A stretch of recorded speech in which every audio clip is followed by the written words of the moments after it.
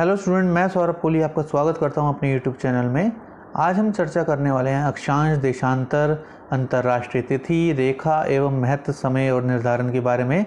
Geography की ये third video है जो टीजीटी एसएसटी के लिए बनाई गई है और इसके अलावा अदर एग्ज़ाम्स में भी काफ़ी उपयोगी है। ये विशेष रूप से DSSB, KVS, NVS और साथ ही साथ अदर कॉम्पिटिटिव एग्ज़ाम्स के लिए भी उपयोगी है।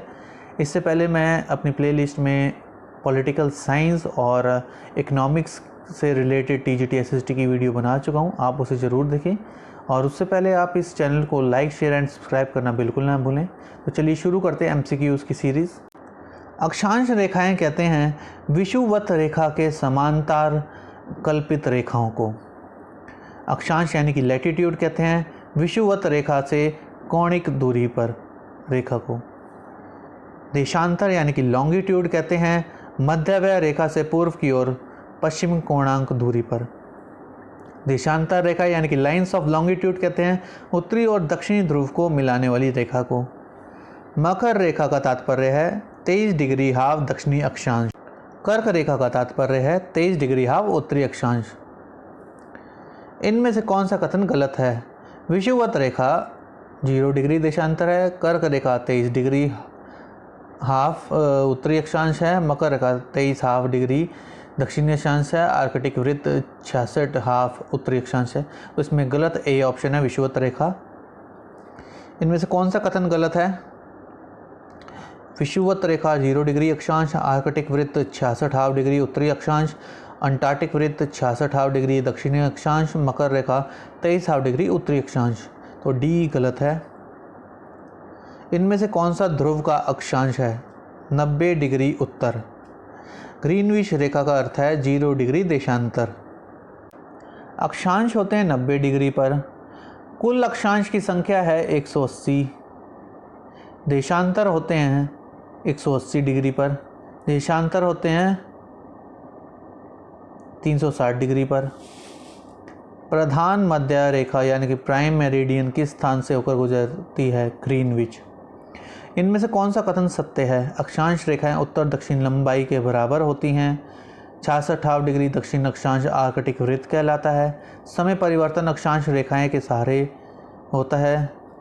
अंतर्राष्ट्रीय तिथि रेखा स्थलीय भागों को बचाते हुए खींची गई है।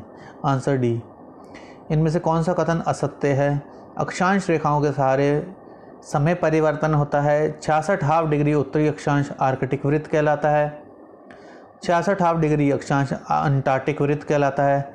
180 डिग्री देशांतर के सहारे गुजरने वाली रेखा अंतर्राष्ट्रीय तिथि रेखा कहलाती है। तो इसका जो उत्तर है ए, अक्षांश रेखाओं के सहारे समय परिवर्तन होता है। पृथ्वी को कितने समय कटिबंध यानी कि टाइम जोन्स में बांटा जा सकता है? 24। संयुक्त राज्य अमेरिका में कितने समय कटिबंध हैं? 5। पूर्व USSR में कितने समय कटिबंध थे? 11। भारत का मानक समय इंडियन स्टैंडर्ड टाइम किस देशांतर से नियत किया जाता है? 82 हाफ डिग्री पूर्वी देशांतर। भारत का मानक समय किस शहर से निश्चित होता है? इलाहाबाद। भारत के मानक समय और ग्रीनविच मानक समय में अंतर है 5 घंटे 15 मिनट।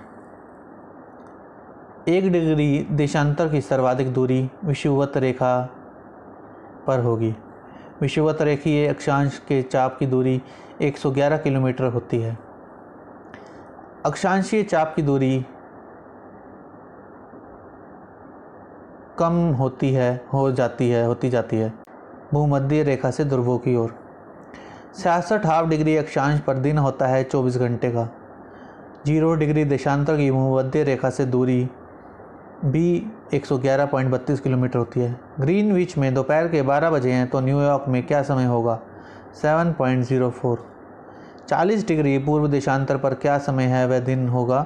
जबकि 120 डिग्री पूर्वी देशांतर पर स्थित शहर में सोमवार को शाम का 7 बजे है। इसका आंसर होगा ए, मंगलवार सुबह 6 बजे। अब ये प्रश्न देखिए, 0 डिग्री देशांतर पर सुबह के 4 बजे हैं तो 70 पे देशांतर पर क्या समय होगा? तो इसको कैसे निकालते हैं देखते हैं। 1 डिग्री देशांतर पर 4 का डिफरेंस होता है। 70 डिग्री पूर्वी देशांतर पर 4 × 70 यानी कि 280 मिनट, यानी कि 4 घंटे 40 मिनट का अंतर होगा अतः पूर्व में समय जोड़ा जाता है और पश्चिम में घटाया जाता है, इसलिए 70 डिग्री पर पश्चिम देशांतर पर समय रात्रि के 11:20 होगा, यानी कि ऑप्शन ए सही है।